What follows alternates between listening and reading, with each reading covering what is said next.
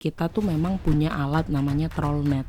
Jadi alat ini itu adalah alat untuk alat pengumpul sampah, modelnya pelampung jaring gitu. Jadi kita biasanya kalau di pantai dan di lepas pantai gitu, kita pakai itu untuk ditarik sama kapal gitu. Mereka bikin table, bikin apa-apa dari board, terus kemudian dijadiin table dan segala macam furniture gitu-gitu, atau ini jadi bisa menambahkan nilai baru untuk sampah laut yang kita ambil. Keputusan plastik ini menjadi sampah atau enggak itu adalah keputusan pribadi.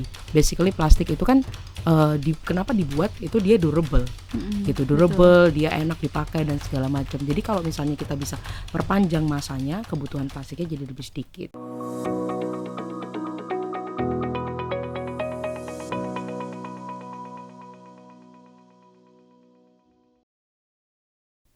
Halo Sobat Fisheries, kembali lagi dengan saya Sulistiawati. Kali ini kita akan bicara mengenai sampah, terutama sampah di perairan.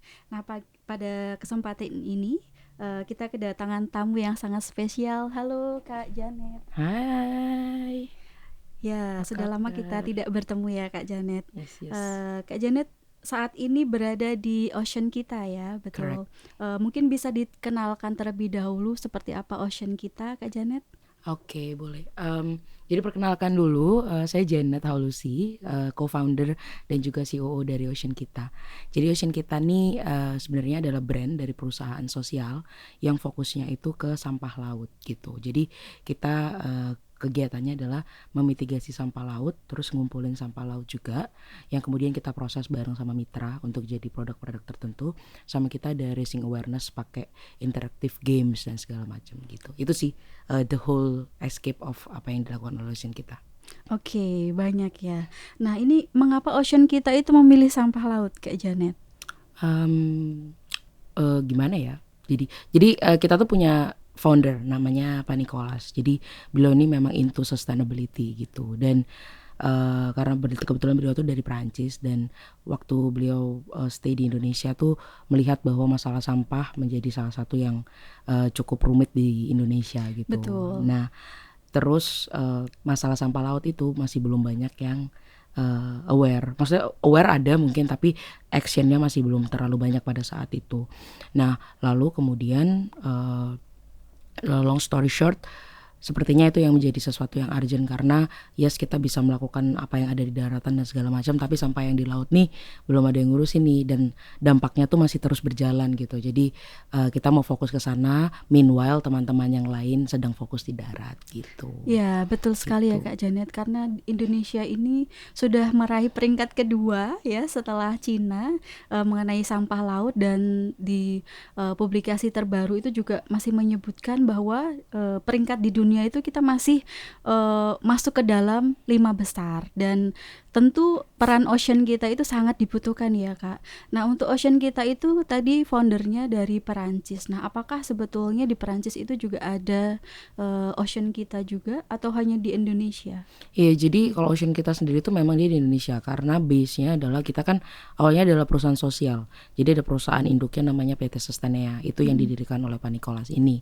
Lalu kemudian untuk Ocean Kita sendiri itu kita dibentuk oleh Pak Nicholas awalnya.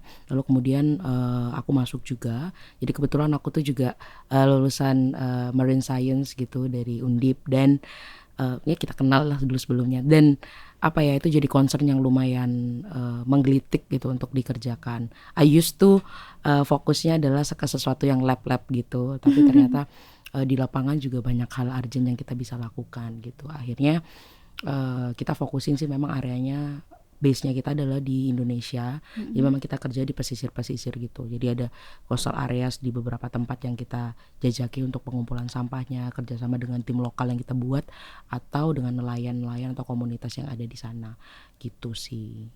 Oke, kalau wilayahnya udah di mana aja Kak Janet? Saat ini kita udah di beberapa area di Indonesia. Kita pernah di Kepulauan Banda kerjasama dengan komunitas lokal di sana.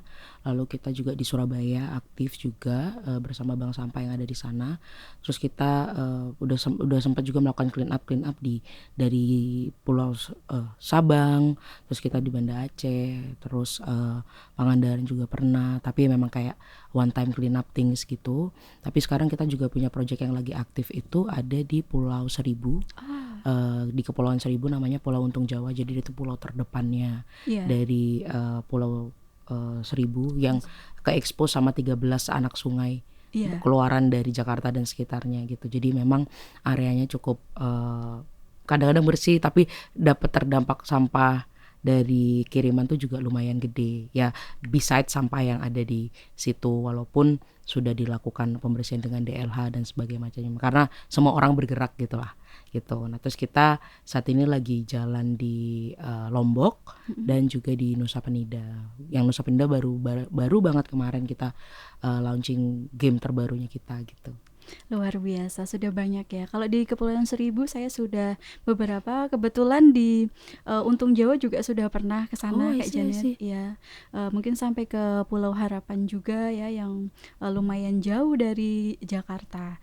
Nah Kak Janet, dari sepengamatan Kak Janet di lapangan nih, seberapa parah sih Kak sampah yang ada di sana gitu? Kalau kita ngomongin case wise ya, kalau kita ngomongin kayak di Pulau Untung Jawa aja. Jadi Pulau Untung Jawa itu masyarakatnya sebenarnya sudah terekspos banyak dengan ini kebutuhanku untuk membersihkan lingkungan dan segala macam. Cuman memang masih ada beberapa sampah yang terlepas. Tapi di sisi lain effort dari kelurahan, pemerintahan lokalnya itu mereka juga punya orang yang membersihkan area sekitaran itu. Terus orang dari DLH juga sudah membersihkan area perairannya yang di pinggir-pinggir. Tapi ternyata memang masih banyak hal yang masih luput untuk dikerjakan, belum lagi sampah kiriman yang datang. Ada sekali waktu cerita-cerita dari masyarakat di sana, dan karena kita udah jalan hampir 2 tahun di sana, itu kalau lagi masa hujan dan segala macam, sampah kiriman tuh bisa sampai satu kali datang hujan tuh bisa 21 ton, 30 something like that gitu. Itu beritanya ada di mana-mana dan bisa dicari. Jadi memang lumayan urgent dan lumayan bikin masalah gitu ya, karena kan kalau kita ngomongin masyarakat pesisir gitu, nggak cuman di Pulau Seribu, nggak cuman di area Lombok dan sekitarnya, depend so much di apa yang ada di laut gitu, either itu ekonominya untuk si pariwisata atau kemudian untuk mereka nelayan untuk cari sesuatu gitu. Karena sampah-sampah yang datang ini, at least misalnya kalau kita ambil case di Pulau Untung Jawa, mengganggu area itu. Jadi orang-orang community itu mau datang tourism dan segala macam, mereka lumayan mungkin karangnya mati dan segala macam. Dari bagian itu aja udah jatuhnya lebih sedikit turis yang Mengurangi. datang daripada ke area-area Pulau Seribu yang lain yang agak lebih jauh gitu. Nah tapi ada hal lain juga yang kayak cost operasional dari nelayan. Nelayan used to bisa ada di area itu untuk melakukan pembersihan, misal kok pembersihan aku bilang, pengumpulan ikannya dan segala macam. Karena kita ngomongin karang dan segala macam, biodiversity-nya masih bagus lah. Tapi kemudian kalau dengan plastik dan kayak gitu-gitu yang lumayan banyak di sana, satu bukan hanya mereka mungkin pada banyak waktu bycatch-nya mereka untuk plastik jadi lebih tinggi daripada ikan, yang mengurangi pendapatan mereka. Tapi di sisi lain mereka harus pergi lebih jauh, yang mereka harusnya awalnya misalnya kayak kasarannya ya, di depan rumah aja mereka bisa tebar jala dapet ikan, mereka harus jalan berapa lama dulu. Itu kita ngomongin cost-nya itu waktu, biaya mereka operasional, terus resiko mereka di jalan dan sebagainya. Jadi lumayan kompleks gitu. Iya, betul Kak Jani. Tadi memang sudah ada pembersihan dari masyarakat lokal, kemudian dari dinas, tapi yang seringkali luput itu adalah sampah kiriman. Nah, ini kan kita tidak tahu sebetulnya itu dari mana. Meskipun di Kepulauan Seribu itu dekat dengan Jakarta yang padat penduduknya ya, Kak ya. Oke, kalau dari daerah lain kira-kira gimana, Kak? Apakah sebetulnya sampahnya itu jauh lebih banyak kah, atau mungkin Karena kalau kita ngomongin sampah laut ini ya Lus ya, ya kita ngomongin laut lah. Kadang dia banyak, kadang dia enggak dan segala macam. Cuman memang kalau tadi aku agak nge-reroute sedikit untuk si yang di pulau itu juga. Jadi walaupun misalnya mungkin banyak yang sampah dari laut, tapi pariwisata di sana juga waste manajemennya juga nggak belum terlalu memadahi gitu. Jadi bisa juga itu dari daerah lokal dan juga pariwisata yang datang ke sana gitu. Nah kalau di daerah lain sebenarnya plus minus sebenarnya hampir-hampir sama juga gitu. Cuman kalau misalnya kita lihat yang visible aja, kayak misalnya di Lombok mungkin terlihatnya akan lebih indah gitu ya, lebih bersih dan segala macam di area-area tertentu. Tapi di masa-masa tertentu juga sampahnya akan datang gitu-gitu. Nah, Iya. ada juga yang kasusnya adalah karena kalau di Lombok tuh areanya tuh lumayan kayak pegunungan yang kayak gitu-gitu. Jadi intentionally memang belum ada pengambilan sampah di sana untuk masyarakat di sekitar. Mungkin memang benar sampahnya nggak masuk ke laut seluruhnya dari masyarakat lokal, tapi somehow masyarakat di sana akhirnya terpaksa untuk membakar sampahnya. Ah. Nah itu fenomena yang terjadi sering gitu. Jadi masyarakat di situ tuh tiap pantai kayak kita yang lagi jalanin sekarang bersama mitra kita dengan namanya Mitra Samya itu, kita di 3 pantai, ada area dekat Kuta Mandalika namanya Selong Belanak. Di area itu setiap pantai itu ada komunitas yang lagi ngejalanin gitulah. Nah si komunitas-komunitas ini mereka akan membersihkan area itu setiap hari. Tapi selama ini mereka masih, karena itu nggak diambil dan segala macam, ya mereka bakar gitu. Tapi ada juga kayak misalnya mitra kami ada itu mereka rutin melakukan clean up dan segala macam. Tapi cost-nya itu lebih tinggi. Mereka melakukan clean up secara volunteer, and then mereka di sana mereka harus bayar cost untuk bawa ini ke TPA. Not only the transportation, tapi juga waktu masuk ke TPA harus ada insentif yang dibayarkan. Jadi lumayan kompleks gitu. Kalau misalnya kita mau ngomongin masalah sampah di laut dan sampah di darat itu kan sebenarnya dia satu sama lain gitu. Kalau misalnya ini kedampar terus ya dia masuk ke sampah coastal dan kemudian jadi sampah di darat, dan sampah di darat kalau nggak diurusin either itu terbakar atau masuk ke bukan terbakar ya, dibakar atau masuk ke dalam air gitu. Iya. Kalau program sendiri yang sudah dilakukan seperti apa sih Kak? Mungkin kalau masalah clean up itu apakah menggunakan alat atau secara manual?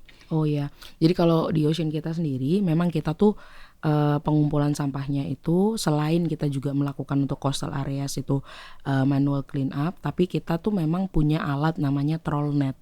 Jadi alat ini itu adalah alat untuk alat pengumpul sampah, modelnya pelampung jaring gitu. Jadi kita biasanya kalau di pantai dan di lepas pantai gitu, kita pakai itu untuk ditarik sama kapal gitu, satu kapal, terus kita akan pergi ke area yang emang lagi terpoluted banget, jadi terkonsentrasi, terus kita langsung turunkan alatnya, jadi dia akan terkumpul sama satu kali itu dengan cepat gitu. Jadi karena kalau kita ngambilin manual lagi waktunya lebih lama dan segala macam gitu. Itu yang kita coba lakukan untuk meningkatkan efisiensinya. Jadi si trollnet ini tuh dulunya itu adalah sebenarnya dipakai untuk Navy-nya Prancis untuk dulu oil spill. Nah itu yang pertama digunakan. Lalu kemudian saat itu R&D akhirnya bisa juga untuk melakukan pengumpulan sampah di laut gitu alatnya.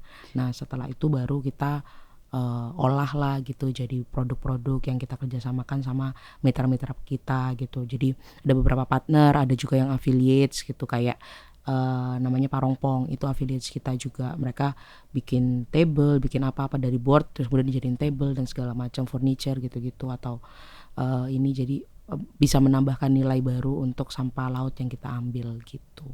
Oke, jadi yang plastik itu dikumpulkan, kemudian akan diubah menjadi furniture gitu ya Harapannya Kak? begitu ya. Jadi sebenarnya basically adalah untuk menjadi board gitu. Nah boardnya ini yang kemudian bisa dijadikan apapun Oke. gitu. Kalau sejauh ini gimana Kak? Apakah sudah ada penjualannya atau Oh iya. seperti apa? Jadi kalau memang itu sebenarnya bagiannya udah di tupoksinya mitra gitu ya. Jadi kalau dari mereka memang sudah ada channel penjualannya dan segala macam, dan memang kalau kita ngomongin recycle material itu kan memang dari segi harga memang jadi lebih mahal dan segala macam, karena kan memang kita prosesnya dari pengumpulan sampahnya dan segala macam sampai di proses akhirnya, dan kebanyakan pasarnya udah adalah mitra kami memang udah Udah ada pasarnya yes, dan mereka tersendiri udah gitu tahu ya. how to do the business and stuff.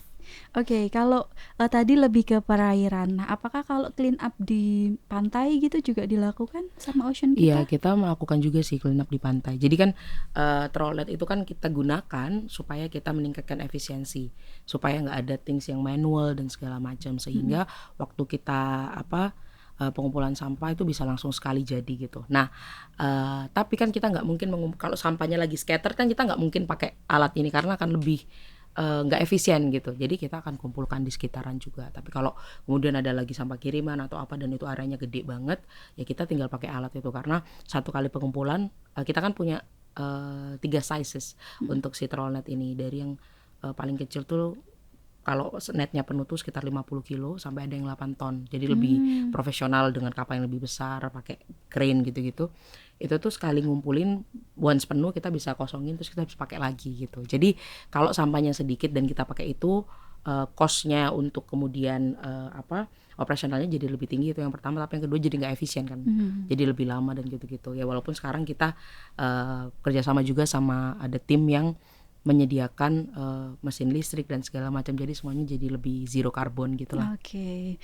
Nah kemudian kalau sudah dikumpulkan itu dikemanain, Kak Nah, Janet? karena kita kerjanya adalah di pulau-pulau, jadi dan mitra affiliates kita tuh kan memang di Bandung. Jadi doesn't make sense kalau misalnya kita kumpulkan di Lombok terus kita kirim ke Bandung.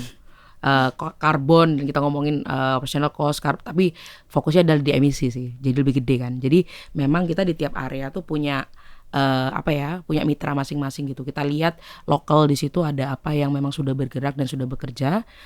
Jadi kita bisa bangun. Jadi jalin kenapa akhirnya partnership kita tuh lumayan banyak ya, karena di tiap area tuh kita akan cari playernya siapa yang untuk bisa kita iniin gitu. Soalnya kalau kita bikin ini sendiri gitu kan lumayan ini ya, kita masih belum tahu visibility-nya, apakah alatnya ini segini, terus apakah sampahnya bisa mencukupi kebutuhan mesin dan segala macamnya. Itu jadi ada hal-hal itu yang kita juga perlu pikirkan.